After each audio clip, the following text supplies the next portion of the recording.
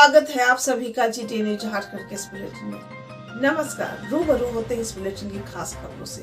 आदित्यपुर थाना अंतर्गत भारतीय राष्ट्रीय कांग्रेस जिला समिति सरायकेला एवं नगर समिति आदित्यपुर द्वारा निर्मित भवनों को फ्री होल्ड कर मालिकाना हक देने एवं आदित्यपुर नगर निगम के 35 वार्डों में व्याप्त सड़क, नाली, सीवरेज में कचरा नहीं उठाने के खिलाफ आज कांग्रेसी द्वारा पूर्व निर्धारित कार्यक्रम के तहत आज से अनिश्चितकालीन धरना की शुरुआत की गई। इस मामले को लेकर नगर निगम के आयुक्त श्री गिरिजा शंकर प्रसाद जी ने जीटीएन को बताया कि कोविड-19 महामारी एवं बरसात के कारण काम में देरी हुई। यह पूरी कार्य जनवरी तक कर दी जाएगी। आदित्यपुर से मुकेश श्रीवास्तव की रिपोर्ट।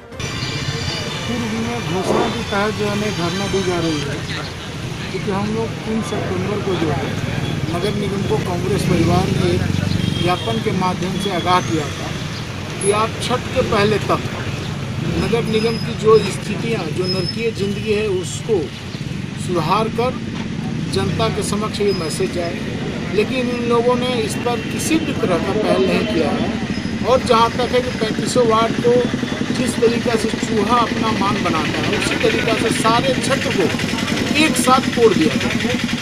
क्योंकि इस आए दिन जो है ना, कभी एक गड्ढे के माध्यम से एक्सीडेंट हो रही है, कभी जो है ना मतलब कि किसी का हाथ टूट रहा है, पैर टूट रहा है। और ये सब को देखते हुए कांग्रेस परिवार पूरे 3500 वार्ड का पदयात्रा कर सारी समस्याएं को देखकर अपने नज़रों से, और ये नगर निगम को धरना के माध्यम से आगाह कर रही है कि आप अपनी कुंभकर्णी नींद को तोड़ें और जनता की सुख सुविधा को बहाल करें। जब तक वो बहाल नहीं करेंगे, ये धरना अनिश्चितकालीन चलता है। देना, अपनी बातें रखना प्रजातांत्रिक अधिकार है और नगर निगम क्षेत्र में जो समस्याएं हैं, अगर उस मुद्दे पर इनका धरना है। हमारे पास लिखित रूप में कुछ आया नहीं है, लेकिन अखबारों में हमने देखा है और अभी इनका जो भाषण चल रहा है उससे सुनने से यही लग रहा है कि इन लोगों की मांगे हैं कि जो नगर निगम क्षेत्र में योजनाएं चल रही हैं उसमें सड़कों में गड्ढे हो गए हैं, जल की निकासी बाधित हो रही है, साफ सफाई व्यवस्था दुरुस्त तरीके से नहीं हो रहा है। तो नगर निगम का यही कहना है कि अभी सरकार की बहुत सी कल्याणकारी योजनाएं चल रही हैं, जनहित की योजनाएं चल रही हैं, और उन योजनाओं के क्रियान्वयन में सड़कों में गड्ढा किया जाना वाजिब है, लेकिन समय पर उसको भर भी दिया जाना वाजिब है, और हम लोग कर रहे हैं। तो इन लोगों का कहना है कि समय पूरा हो गई है, उसके बाद भी जगह जगह गड्ढे हैं। नहीं, समय जो है, देखिए योजना का जो समय होता है, योजना के जब योजना निर्धारित होता है, जब वो शुरू होता है तो बीच में कोई बाधाएं नहीं आए तो योजना समय पर पूरी हो जाती है। लेकिन कहीं जमीन की समस्या, कहीं लोगों के द्वारा विरोध, कहीं SOR की समस्या से भी कुछ प्रभावित हुआ है। लेकिन योजनाएं हम लोगों ने बार बार अनुश्रवण करके निर्देश दिया एजेंसी को कि योजनाएं यथासंभव जल्द से जल्द पूरी करें। तो इसमें सर सब जगह कोड दिया गया, हर वार्ड में एक ही साथ कोड दिया गया है। हाँ, तो ऐसा ये है कि कोविड-19 के दौरान बहुत सी योजनाएं बाधित हुई थी, जिसमें सोशल डिस्टेंसिंग को ध्यान में रखते हुए। उसके बाद बारिश का भी मौसम आ गया, बरसात में भी योजनाएं नहीं होती हैं। लेकिन अब प्रयास है कि जल्द से जल्द सारी योजनाओं को एक बार पूरा कर दिया जाए, इसीलिए गड्ढे खोदे गए हैं, और गड्ढा जहाँ खोदा गया है उसको रेस्टोरेशन भी बहुत उतनी ही तेजी से की जा रही है। कब तक सर होने की संभावना है? हमने तो निर्देश दिया है कि सारे एजेंसियों को कि अगर कोई विशेष बाधा नहीं है तो जनवरी तक अपना कार्य पूरा करें। जिला सभागार जमशेदपुर में उप विकास आयुक्त श्री परमेश्वर भगत की अध्यक्षता में प्रधानमंत्री रोजगार सृजन कार्यक्रम वर्ष 2020-21 के सफल क्रियान्वयन हेतु विभिन्न बैंकों के जिला समन्वयक के साथ बैठक की गई। बैठक में सभी बैंक प्रतिनिधियों को तय लक्ष्य के मुताबिक लाभुकों का आवेदन संवेदित करने का निर्देश दिया गया। साथ ही बताया गया कि पूर्वी सिंहभूम जिले की क्षमता अधिक है, ऐसे में निर्धारित लक्ष्य से ज्यादा लोगों को लाभान्वित करने हेतु प्रयास करें। वहीं बैठक से संबंधित बैंक के प्रतिनिधियों के अनुपस्थित रहने पर bank of Maharashtra, Utkarsh bank, ICICI bank, Indian overseas bank एवं पंजाब नेशनल बैंक को स्पष्टीकरण का निर्देश दिया गया। PMEGP हेतु सभी संबंधित बैंकों को 7 दिसंबर तक निर्धारित लक्ष्य की प्राप्ति का निर्देश दिया गया, जिसमें इलाहाबाद बैंक के जिला समन्वयक ने 3 आवेदन, Andhra bank, corporate bank, union bank 5 आवेदन, बैंक ऑफ इंडिया 7 आवेदन, सेंट्रल बैंक ऑफ इंडिया 2 आवेदन, कैनरा बैंक, सिंडिकेट बैंक 3 आवेदन, HDFC 2 आवेदन, IDBI 4, इंडसइंड बैंक 2, भारतीय स्टेट बैंक 5, यूको बैंक द्वारा 2 आवेदन की स्वीकृति का आश्वासन दिया गया। उप विकास आयुक्त द्वारा स्पष्ट निर्देश दिया गया कि PMEGP के लाभुकों का आवेदन लंबित बिल्कुल नहीं रखें तथा ससमय निष्पादन करना सुनिश्चित करें। बैठक में निदेशक DRDSA सौरभ कुमार सिन्हा, महाप्रबंधक जिला उद्योग केंद्र चाईबासा श्री शंभू चंद्र बैठा, परियोजना प्रबंधक जिला उद्योग केंद्र Jamshedpur Shri Dilip Kumar Sinha, LDM Shri Diwakar Sinha, IAO Shri Nirmal Kumar, EODB प्रबंधक सैयद मुदस्सर अनवर तथा विभिन्न बैंकों के जिला समन्वयक उपस्थित थे। उप राजधानी दुमका में पुलिस अधीक्षक अंबर लकड़ा एवं कमान अधिकारी SSB 35वीं बटालियन ने संयुक्त तत्वाधान में आज प्रेस वार्ता कर पुलिस अधीक्षक अंबर लकड़ा ने बताया कि लगातार पुलिस छापेमारी कर रही है। इसी क्रम में दुमका जिला के मसलिया थाना क्षेत्र में नक्सल किसी बड़ी वारदातों को अंजाम देने के फिराक में थे। गुप्त सूचना पर पुलिस को मसलिया इलाके में भारी मात्रा में विस्फोटक छुपाए जाने की खबर मिली। इसी क्रम में दिनांक 3 दिसंबर को पुलिस एवं SSB के संयुक्त अभियान में धर्मपुर थाना मसलिया के नजदीक स्थित जंगल से टीम को 1 राइफल, 24 एमुनेशन, 100 kg नियोजेल एवं 25 डेटोनेटर मिले। इसी टीम में मुख्य रूप से मनोरंजन कुमार पांडे, कमांडेंट SSB 35वीं बटालियन दुमका, रतिन्द्र चंद्र मिश्रा, अपर पुलिस अधीक्षक अभियान दुमका एवं पुलिस पदाधिकारी शामिल थे। दुमका से मोहम्मद मारूफ हसन की रिपोर्ट। ये दुमका पुलिस को और साथ में 35 SSB बटालियन जो है, ये दोनों के संयुक्त टीम एक छापामारी अभियान में निकली थी। पूर्व में सूचना मिली थी कि नक्सली कोई बड़े वारदात को अंजाम दे सकते हैं और इसी कड़ी में जो है कि हमारा खुफिया टीम जो है, ये सूचना उसके द्वारा प्राप्त हुआ कि बड़ी संख्या में बारूद, विस्फोटक एवं अम्यूनिशन और कुछ हथियार भी छुपाकर मसलिया थाना क्षेत्र में रखा गया।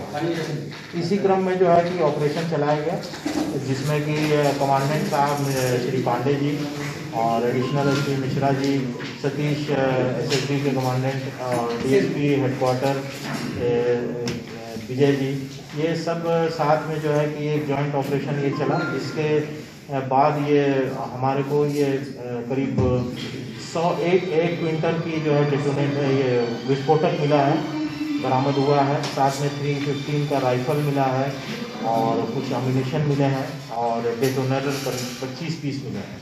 तो इसका उपयोग जो है कि टारगेट करते हुए सुरक्षा बलों के विरुद्ध करने का हमें सूचना मिला था, जो कि इनको नाकाम कर दिया।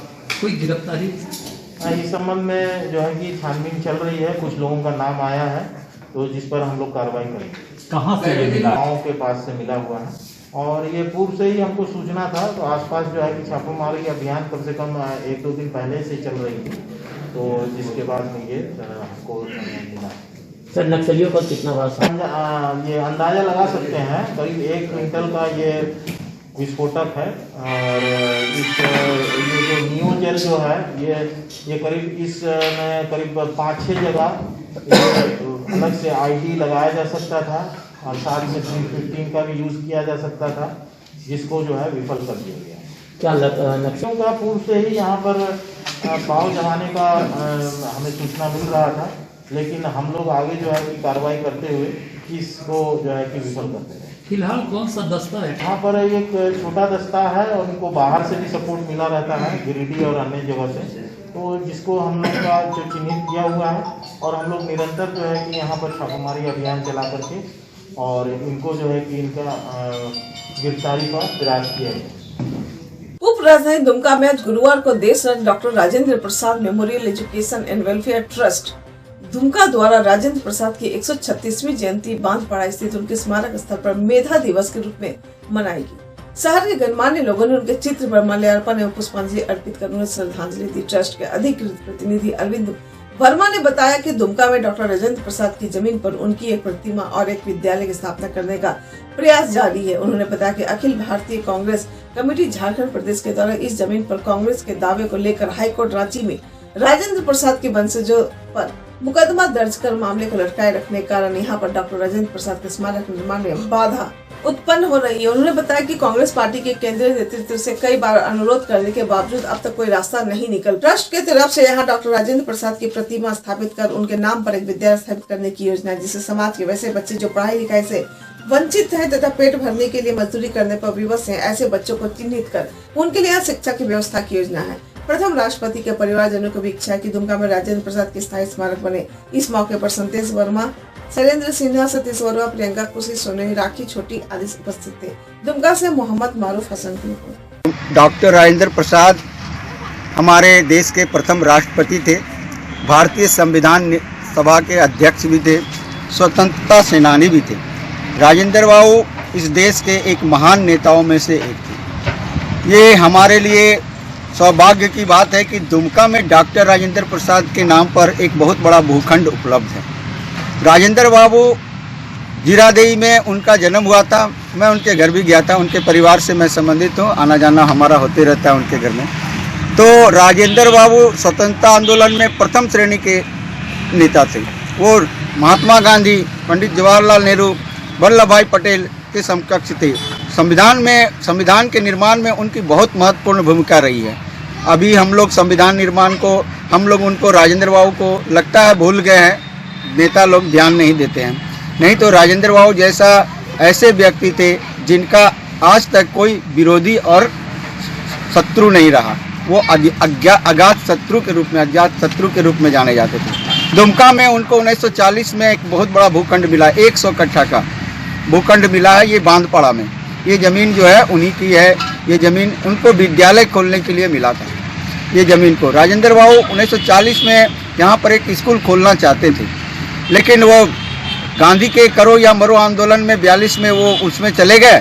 उसके बाद फिर देश आज़ाद हो गया। देश आज़ाद होने के बाद संविधान निर्माण की बात आ गई। संविधान निर्माण के बाद फिर उनको राष्ट्रपति बना दिया गया और 2 टर्म राष्ट्रपति रहे 62 तक। इस कारण उनका दुमका में जो स्कूल उनका खोलने का इच्छा था वो पूरा नहीं हो सका। दुमका में रामजीवन हिम्मत सिंह का एक बड़े ही अच्छे व्यवसायी थे।